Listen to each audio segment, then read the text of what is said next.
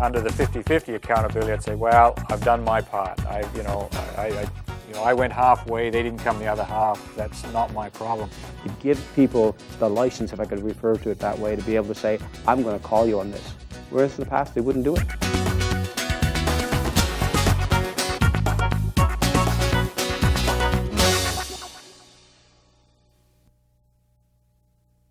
When you think of the phrase holding to account, what do you think of? Do you think of a negative action, that somebody's blaming you, or it's something punitive? That's usually what comes to people's mind when you think of holding to account. But that's not the intention behind holding to account. If I hold you to account, it's because I'm committed to you. It's because I am committed to your success. And like any coach, like any good coach, I'm going to hold you to account for the best you can be, and anything less would simply be unacceptable. I'm going to make sure you excel in every way. And that means I'm going to coach you on blind spots, things that you can't see that I can see. And that's the value of a coach. See, the one thing you want to keep in mind in high performance is not a solo journey. It does require that we have partners. Here's one of the most fascinating things about 100% accountability and holding to account. You cannot study this. You cannot learn it without having it creep into every aspect of your life. Has it impacted you in your personal life as well as your business life? Yeah, we can't close the door on it. If you're going to be 100% accountable, it's going to carry us everywhere. So we've been together for the past 3 days in this video studio with some 20 to 25 people behind the scenes working with us. And we know that even in this setting, we've been doing things that have to do with making judgments, drawing conclusions, not checking it out with our committed partners. We do all those things. That's how the mind works. So share some examples. I shared one with you the other day of how in the studio I was starting to make up things in my mind and do it alone. And I forgot that behind the scenes I've got committed partners that have better ideas than I do, and certainly when we bring the group together, it provides that collective intelligence. So that's an example. But what's been going on for you while we've been doing the videotaping, where you've kind of caught yourself or somebody pointed out a blind spot for you? Remy, you're nodding your head. Oh, yes. Well, the whole thing of 100% accountability all the time, it's hard. It's daunting, isn't it? It is. I mean, but what I've found over the last few days, because we're talking about it and thinking about it all the time, is that I'm catching myself more often. So even here? Yes, even here. Well, especially here. Do you have an example? Well, yesterday during the filming, we had several instances where we were doing time checks. How long was that take? Mm-hmm. And I automatically concluded that meant that we have to watch our time, when in fact it wasn't until last night when we were reviewing some of the clips that Sue mentioned, well, no, the intent is to make sure we have enough material to work with. And I was thinking the opposite, that we were using up too much airtime. Oh, so that maybe you were talking too much and we needed to talk less as a group. Exactly. Yeah. That's a great one. So now, and you mentioned the intention. So you thought the intent was to reduce time. Exactly. Yes, that's right. And I was wrong, obviously. So. But that's a great example. So I was managing my time and maybe not participating as much as I should have been, and just trying to keep it short and to the point. And I love how that works. Let's look at how the mind works. The mind gets data, it draws a conclusion, it takes it to conclusion, it translates into action, and then all of a sudden you're acting consistent with what you've decided by yourself. Did you check your assumption out with anybody else? Nope. Nope. No, I didn't. I just carried on. That's the way we operate. I must be right. Because, yes, go ahead, Ward. I was feeling exactly the same way. And just like Remy, feeling like, yes, we were short of time and we had to keep moving. And it was interesting, as we've talked about it now, that I wasn't the only one feeling that way, that as you talk about it, you realize that others are feeling the same way too. And I notice that often happens at work too. You have a particular thought or something like that, and you think that it's only you that's feeling that way, and then when you check it out, you realize that others are feeling the same way too, and it's helpful when you do actually express it and realize that it's not just you. That's such an excellent comment, because when we express it and we find out other people are feeling that same way, what does it allow us to do? Check in, and we have options, we can change. We have options. That's exactly it. We have options. That means that if we have something that we talk about, we can resolve it, we can handle it, and we're going to be talking about handling breakdowns and the intention behind holding to account, but we can do something about it. When it's in our head, When our mind is making these assumptions and these judgments, and I do it all the time, I want you to know it doesn't matter how long you've been studying this or teaching this. This is a lifetime journey, is it not? 100% accountability. My mind works exactly the same way. As human beings, we make judgments, decisions, and conclusions. It's not that we do this that is the issue.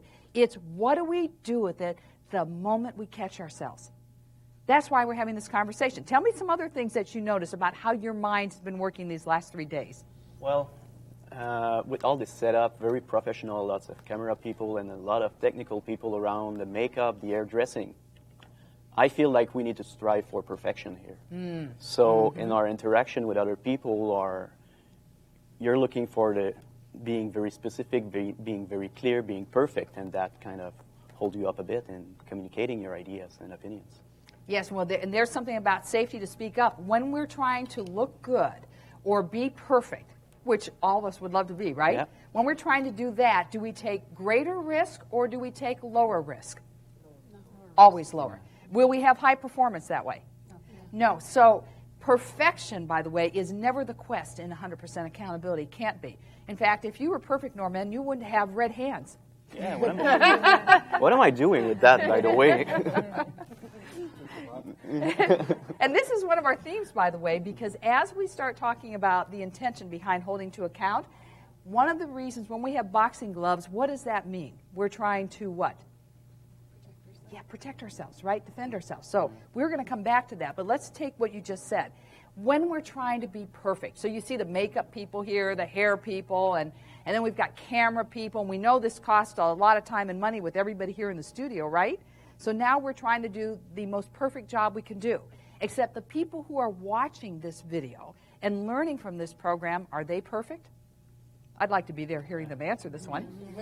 I don't think so, because I don't know any human being that is perfect. The quest for perfection gives us low risk and low performance, correct? All right, who else has been trying to be perfect these past few days, and what have you been doing? What judgments and conclusions have you drawn in your mind that you haven't shared with your committed partners, that you just made up in your head? I guess. Oh, sorry, Warren. I guess for me, what it is as we go through the dialogue, there's not a lot of opportunity to ask questions, or at least that's my perception, is that I shouldn't interrupt you or stop the process to ask a question. Oh, I love that. Now, let's take this to the workplace. In the workplace, if I'm your boss, would that not be a typical feeling you would have about a boss or a person in charge? The feeling is what? In a traditional culture of 50-50 accountability, say what you said. You would be hesitant to Hesitant to ask a question because I wouldn't want to interrupt the process. Wouldn't want to interrupt the process. And wouldn't you also defer? You're not saying this, Larry, but you're really deferring authority to the person you think is in charge. That's right. Okay, now, let's take the model. 100% accountability says this. Leadership is what? Is leadership a title or position? Neither. So what you did was, in the traditional model, you gave me authority. After all, I'm standing up in front. I'm doing most of the talking, right? The cameras are here. You gave me authority thinking that that was the way it had to be. Correct? Mm-hmm. Yeah. Did you ask, did we have a conversation about this? No, we didn't. Let's have it now. Okay. Is it all right to stop the process or interrupt you and ask a question? Anytime you want, if you can get a word in. Okay. If you talk to Craig or Steve, you'll know I can get a word in. You can get so a word don't in. worry about that. Good. Absolutely. In fact, I want you to interrupt the process, ask questions anytime. If you don't understand anything, anything you want to do. Okay. Now, what does that answer do for you? That gives me, I feel empowered, and it gives me permission to ask the questions when they arise. Okay, now, back at the workplace. Now, let's make the connection back there.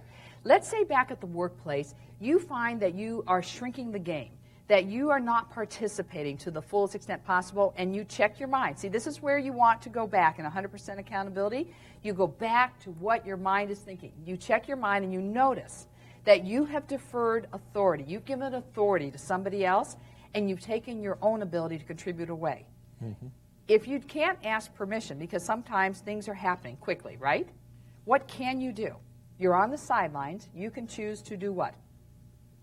I can get into the game, put my hand up. That's right. You can just jump in the game. So that's a quest in 100% accountability. The moment you catch yourself doing something, or a coach or a partner tells you something, you just get back in the game.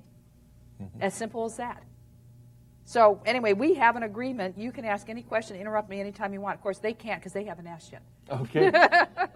I'm teasing. Everybody. Were you going to say something else that you No, did? I You're was just teasing. asking permission. Yeah. Jump right in. No, let's dialogue together because the questions you have are going to be important to all of us. They're going to help all of us learn and grow. I was making the same assumptions too, because as far as not wanting to interrupt, because I thought there's all of this information that had to be presented to us. And if we don't get it out. Exactly, it's got to come out, and by interrupting, I might take you off course on what you needed to present today, and so, but I made that assumption. And the thing that I was finding too is when I'm making that assumption, I'm also having a little conversation in my head saying, okay, say this. Nope, don't sit there and listen. So I'm also not listening to what you're actually saying. And you're talking to yourself. Yeah. I love it, Louise. That's great. Now, and there's an assumption in that one, too. Who says the material is in me? Now, isn't that an interesting assumption? You've given me authority and said, well, Loretta's presenting the material. She's got a lot to say. Who says that holding to account and learning this material isn't in you, and it's just my job to elicit it out of you? Well, let's think about leadership for a moment. Is it the job of a leader to tell people what to do and how to do it? Or is it the job of the leader to unleash the talent and tap the potential of the people that he or she leads? Loretta, when I first heard the phrase holding to account, it hit me as being harsh, almost like someone's pointing the blame. Obviously, I know different now, but we're going through a process here of building the video, and we're going to be talking to employees across the country. I'd like for you to elaborate, if you could, in terms of truly defining holding to account. Well, it does sound harsh, doesn't it, the term? Initially, when it first hit you. I'm going to hold you to account. I'm going to push you into a corner. I'm going to point the finger at you. That's what you're saying, right? Yes. Well, at least that was my impression at the time. Right, when you first heard it. There's a certain intention or commitment behind holding to account. So let me ask you this question. What's the reason we would hold anybody to account? Is it because we want to blame them for something, or what? What's the point? No. I don't think blame has anything to do with it. Okay. From my perspective, I look at it and say, how do we bring the absolute best out of the person? Mm-hmm. That's what holding to account is about for me, and why it worked and resonated so much for me after I understood what the phrase meant, holding to account. Okay, so you have a wife, 2 sons, correct? Yes. All right. Would you hold them, or do you hold them to account for the best, for your sons being the best that they can be? The short answer is yes, but it's a work in progress. It always is. Yes. It always is a work in progress. But here's the question I'm really asking is, to hold somebody to account to be the best, you have to be committed to them, correct? Yes. Would you hold anybody to account that you didn't care about? I don't think so. I look at it and I come back to my family, for example. I care deeply about my family, and I need to look at it from the point of view of not going at them with a lot of logic and so on, because that's the first kind of defense I go with. I have to speak from the heart and explain to them when I'm holding to account, here's why I'm doing it. And you hold them to account. Now, let's go back to your Yes. sons. You hold them to account because you care about them. Care deeply about them. Deeply about it. You're and I only committed want to the them. best for them. I see so much potential and opportunity, if I could look at that in terms of them growing and developing itself. And as a dad, I just want the best for them. Well, then you've answered the question, because that's what holding to account is. We don't hold anybody to account unless we're committed to their success. Okay. So holding to account is really the expression of our commitment and caring for someone. Otherwise, who would care if we held them to account Bingo. for anything? Yeah, exactly. But as I come back to my original comment, it's so misunderstood, and as I said, my first reaction was harsh. Getting your head around and knowing that it's absolutely for the best that we're doing it puts a whole different spin on things from a perspective of people truly understand why you're doing what you're doing.